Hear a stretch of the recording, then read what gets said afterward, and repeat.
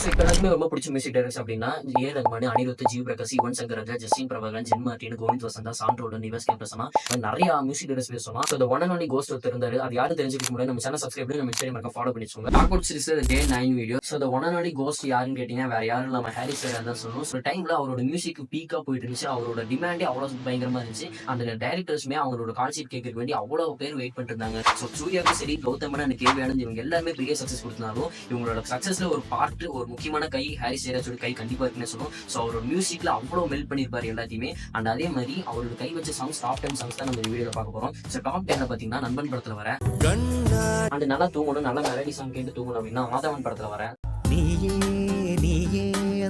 கப்பலே மூழ்கி போன சோகத்துல உட்கார்ந்து இருக்கிறேன் அப்படின்னா அநேகன் படத்துல வர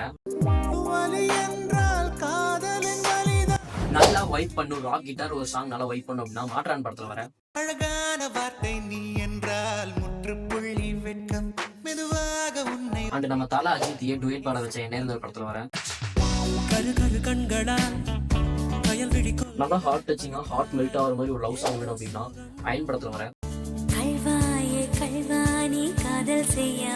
அண்ட் நம்ம ஆண்டவரையே டுயட் பாட வச்ச பாட்டு அப்படின்னா வேட்டையாடி படத்துல வர கண் பார்த்து கதைக்க முடியாமல் நானும் அண்ட் அதே மாதிரி வாரணமாயிரம் படத்துல வர எல்லா சாங்குமே ரொம்ப பிடிக்கும். முக்கியமா துலா தொட்டில் உன்னை வைத்து நிகர் செய்ய பொன்னை வைத்தார் நல்ல ஒரு சீனரி நல்ல விசுவல் பிரசன்ட் இருக்கிற மாதிரி ஒரு சாங் வேணும் அப்படின்னா கோபடத்துல இருக்க துள்ளி நெளியும் வேலி என்னை கவ்விக் கொண்டதே.